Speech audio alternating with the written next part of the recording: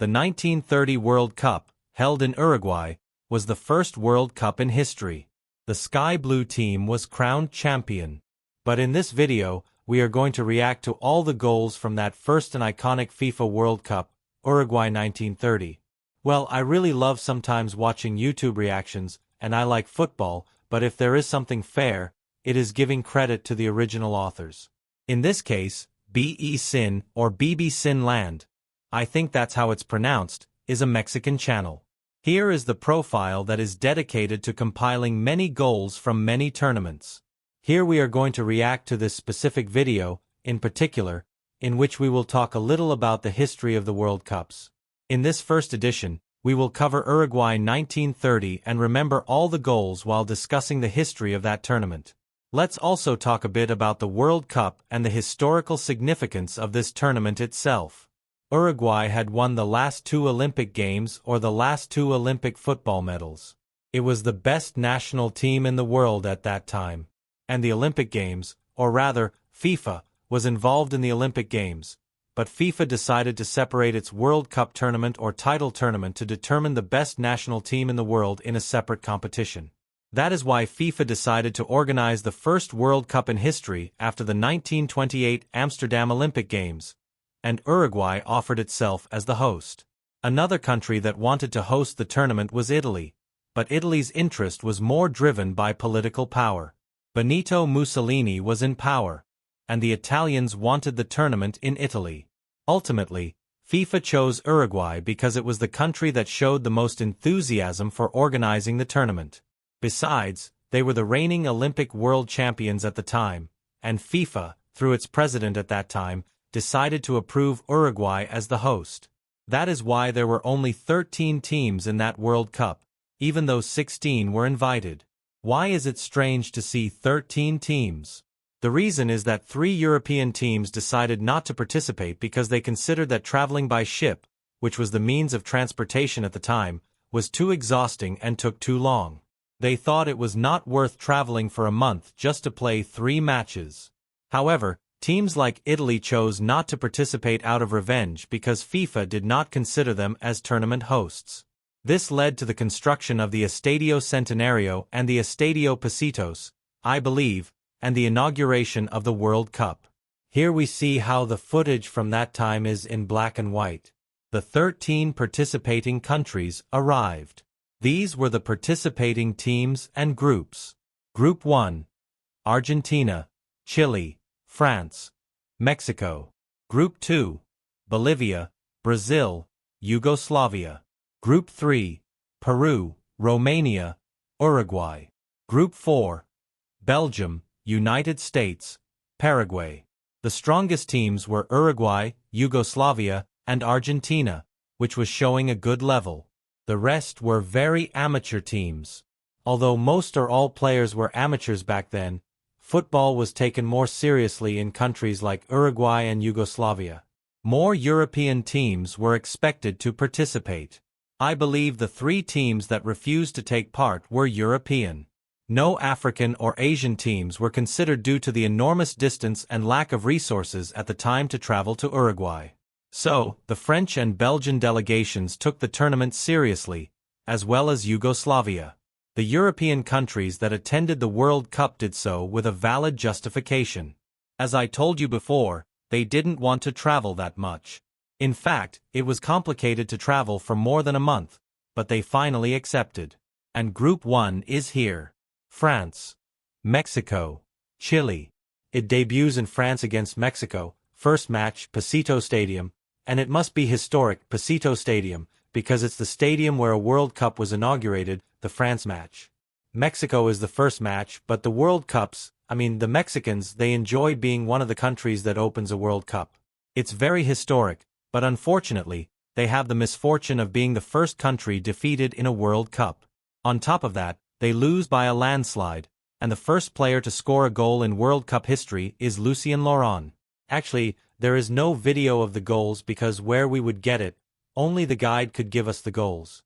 Marcel, Dan, Guilherme, look at the stars that were there at that time.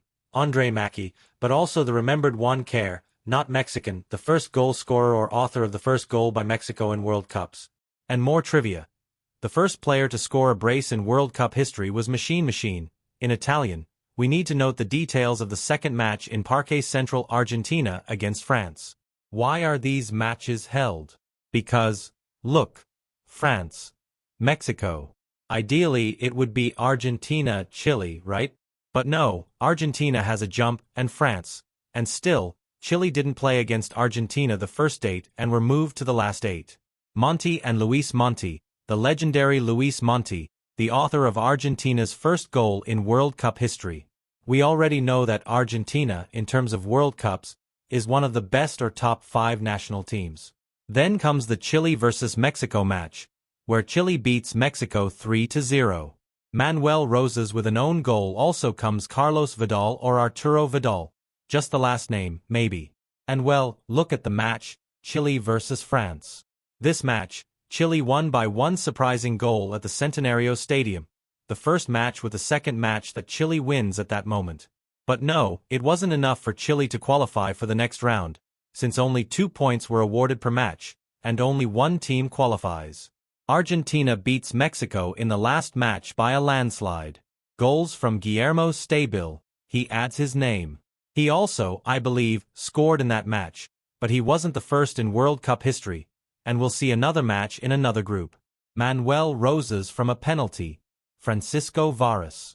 Rosas scored a goal for Mexico. Adolfo Resumen, there it is, his pass from Axel, passes it to Gallon, now he's not stopping, goal for Gallon, and now it's closed. Argentina 3-1 in the last World Cup, the last match of that group. Again, Stabil, he's tough, solid.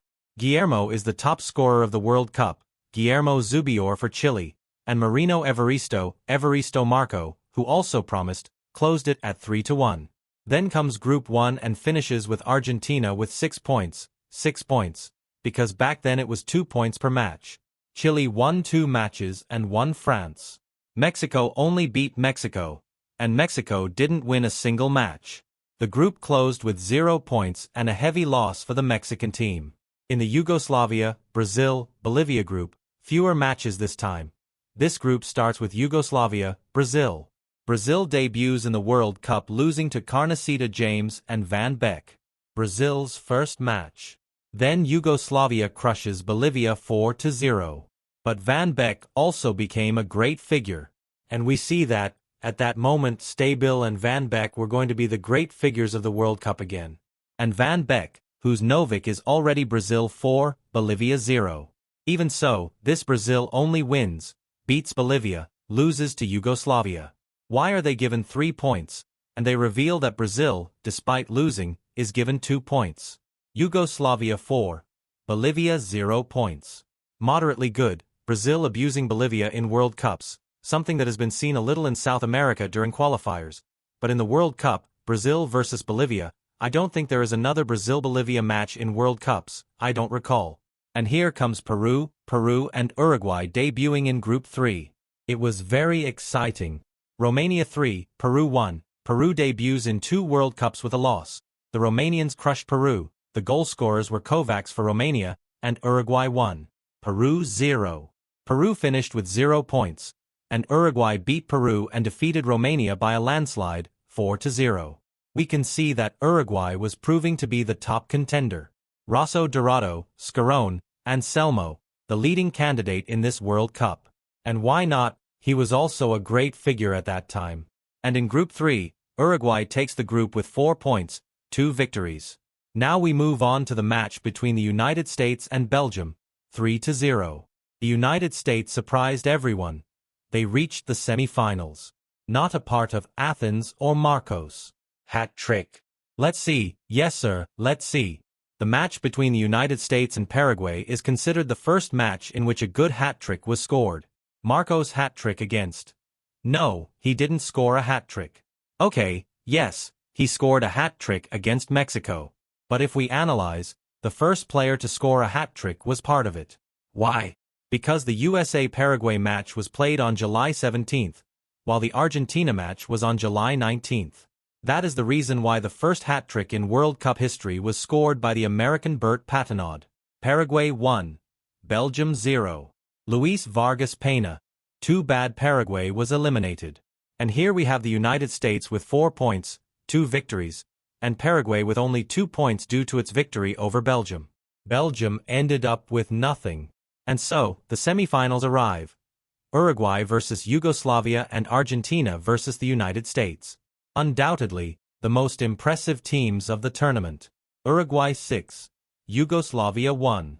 Yugoslavia started by scoring first, Bulla and Novik with the opening goal. Then came Pedro Saya. As mentioned, a great figure for Uruguay. Juan Anselmo, all well-known players again. Anselmo, Iriarte, Victoriano, Pedro Saya scored a hat-trick. Yes, sir, a hat-trick counted in this World Cup. Then Argentina versus the United States. Luis Monti also appeared. Escupila, Libero, Ico, Pelli, and Guillermo Stabil. Once again, a World Cup of high-scoring matches. Guillermo Stabil and Jamie Brown scored the only goal for the United States. Second Argentina, United States 1, Uruguay, Yugoslavia. Then the final is played between Uruguay and Argentina. But before that, it is important to remember that the final was played with 2 different balls, one proposed by Uruguay and another by Argentina. The time and the model of the ball, yes, I remember that fact. The ball used in the final was the Model T, which Uruguay proposed and ultimately won with. Argentina had proposed the other ball. If I recall correctly, history tells us that at the Estadio Centenario, the final was played on July 30, 1930. Pablo Dorado, Guillermo Stabil. FIFA has very few images of this match. Pedro Saya also edited, and in Peru, he scored in the 20th minute, Stabil in the 37th, Dorado in the 12th. Uruguay took the lead, but Argentina turned it around and led at halftime, 2-1. Then Uruguay won 3-0 in the second half and ultimately secured victory with their ball, the Model T. The final, one of the few matches from that World Cup with available images, is among the rare footage from that tournament. Very few images exist, and today, they are AI-generated. It's fascinating to see how this technology allows us to recreate such moments. The goal that sealed Uruguay's title was a header scored by Héctor Castro, and here's an interesting fact. Héctor Castro was missing one hand. He played with a prosthetic hand. The man who gave Uruguay its first World Cup title was Héctor Castro, known as El Divino Manco, the Divine One-Handed. A true example of overcoming adversity. And so, Uruguay won the first World Cup in history, in 1930.